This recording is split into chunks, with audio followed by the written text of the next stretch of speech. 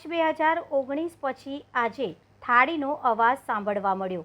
વડોદરા મહાનગરપાલિકામાં સમાવેશ વિસ્તારમાં આવેલા કરોડિયા ગામની હાલત ખૂબ જ ગંભીર થતાં ગામના લોકો દ્વારા થાળી વગાડી તંત્રને જગાડવાનો પ્રયાસ કર્યો। વડોદરા મહાનગરપાલિકા દ્વારા 7 ગામોનો સમાવેશ પાલિકામાં કરવામાં આવ્યો હતો, જેમાં કરોડિયા ગામનો પણ સમાવેશ કરવામાં આવ્યો હતો, પરંતુ પાલિકામાં સમાવેશ કર્યા છતાં આ ગામનો કોઈ પણ પ્રકારનો વિકાસ થયો જ નથી અને આ ગામમાં છેલ્લા ઘણા વર્ષોથી રોડ રસ્તાઓ પર પડેલા ખાડા પડવાથી સોસાયટીના નાગરિકોને હાલાકી ભોગવવી પડી રહી છે અને આજે ગામના લોકો દ્વારા થાળી વગાડી સૂત્રોચ્ચાર કરવામાં આવ્યા હતા। રોડ નહીં તો વોટ નહીં સાથે આ લોકોના મતથી આપેલ અધિકારીઓની ખુરશી પણ પાછી ખેંચી લેવાની પણ ચીમકી ઉચ્ચારી હતી અને આ ગામમાં જો કોઈ મેડિકલની જરૂરિયાત ઊભી થાય અને 108 એમ્બ્યુલન્સને ફોન કરીએ તો પણ એમ્બ્યુલન્સ આ ગામમાં આવતી નથી। માત્ર તંત્રના અધિકારીઓ મોટી વાતો જ કરે છે। કરોડિયા ગામના લોકો આજે ભેગા થઈ મીડિયા સમક્ષ પોતાની સમસ્યાનો આક્રોશ વ્યક્ત કર્યો હતો। થાળી ચમચીના અવાજથી તંત્રને જગાડવાનો પ્રયાસ કરવામાં આવ્યો હતો, સાથે આવનારા ઇલેક્શનમાં કોઈપણ અધિકારીઓ અને નેતાઓને ગામમાં પ્રવેશ કરવા દેવામાં આવશે નહીં તેવી પણ ચીમકી ઉચ્ચારી હતી અને જો કોઈ નેતા આ ગામમાં આવશે તો ગામની મહિલાઓ દ્વારા તેઓને દંડાથી હાકલપટ્ટી કરવામાં આવશે તેવી ચીમકી પણ ઉચ્ચારી હતી। नहीं गटरનું પાણી ભરે રહેશે રાત દારૂ તો હાચો મદદ થાય તો કોણ દવા દારૂ કરાવે? અમારા બાયનામાં પાણી ખૂટતું જ નહીં અને ખાડા છે રાત દારૂ પાણી ભરે રહેશે તો રોડ હમો કરો। કરોડિયાના છીએ અમે। पड़ी गया रोड, आप टूटला रोड पड़ गया शुक्रवार में बरसात में, बरोबर बरसात में आ બધું સોલે ગયું। 10,000 રૂપિયા તો એમએરઆર કરાવ્યું, બધું તૂટલું છે, આવતું જ નહીં જોવા। વટ લેવા આવે તો ખાલી પજે લાગે, નકશું કોઈ આવતું જ નહીં જોવા। 25 વર્ષથી અમે રહીએ અહીંયા આગળ, એવું ને એવું છે પરિસ્થિતિ। હા બધું જો આ માથામાં ખભે બધા ચોટ લાગે, પંચાયત આગળ પડીને તો તૂટી બી ભાગી ગઈ, ખાડા જ છે। હા બધું ભરેલું ભરેલું જ રહે પાણી 24 કલાક। આવશું કોઈ જોવા જ નહીં આવતું ને, ખાલી કે આવશું કોઈ જોવા नहीं આવતું। પછી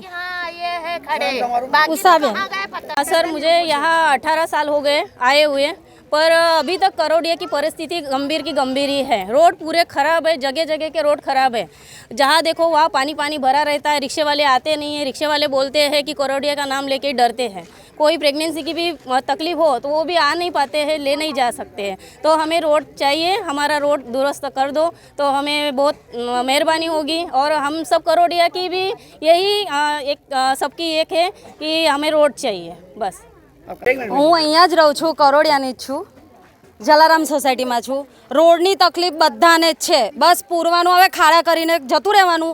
પૂરવા માટે કોઈ આવતું છે નહીં, ફોન કરીએ આપણે તો કહેવાનું બસ પૂરી જઈશું, પણ કોઈ આજ સુધી દેખાતું નથી।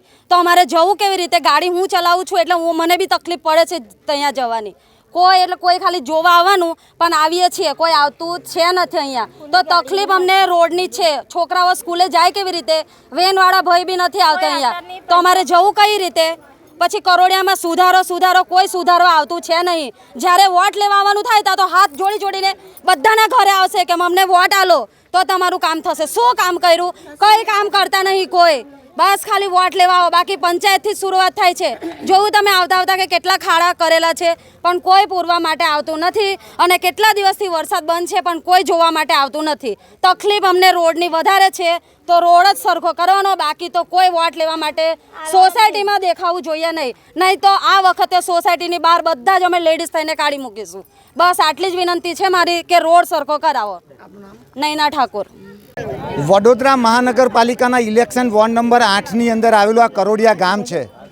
આ કરોડિયા ગામની આજુબાજુ કરોડિયા ગામની અંદર તમે જુઓ તો મિલન પાર્ક, જલાનંદ, જલારામ, જલધારા, મારુતિનંદન, આજુબાજુની તમામ સોસાયટીઓને જોડતો આ એક મુખ્ય રોડ છે। છેલ્લા 7 વર્ષથી વડોદરા મહાનગરપાલિકામાં આ ગામનો સમાવેશ થયો। મોટી વાતો કરી, સ્માર્ટ સિટીની વાતો કરી, 7 ગામોને સ્માર્ટ ગામો બનાવવાની અંદર વાતો કરી દીધી, પણ આજે પણ તમે જુઓ સુવિધાના નામે મીંડું છે। આજે ગ્રામજનોને ઘરની અંદર આવવું હોય તો મેઇન રોડથી આવી શકાય એવી કોઈ પરિસ્થિતિ નથી। કોઈ માતા બહેનને અહીંયાથી નીકળવું હોય પોતાના દીકરાને લઈ જઈ ટ્યુશનમાં જવું હોય તો ટ્યુશનમાં પણ કે સ્કૂલમાં પણ ના લઈ જઈ શકાય એટલી ખરાબ પરિસ્થિતિ છે.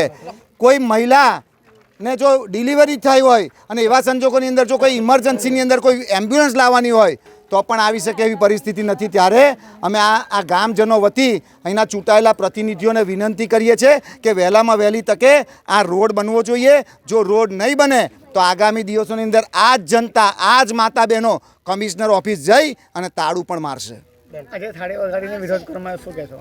આજે તમે જુઓ કે આ માતા બહેનોએ છેલ્લા ઘણા સમયથી 7 વર્ષથી વડોદરા મહાનગરપાલિકામાં આવી વડોદરા મહાનગરપાલિકાના વેરા ભરે છે. એક બાજુ તમે વેરો ના ભરો તો ઢોલ નગારા વગાડો છો લોકોના ઘરે જઈ. એટલે આજે અમે થાળી વેલણ વગાડી આ ચૂંટાયેલા પ્રતિનિધિઓને અને વહીવટી પાંખને જાણ કરી છે કે વહેલામાં વહેલી તકે અહીંયા રોડ બનાવો.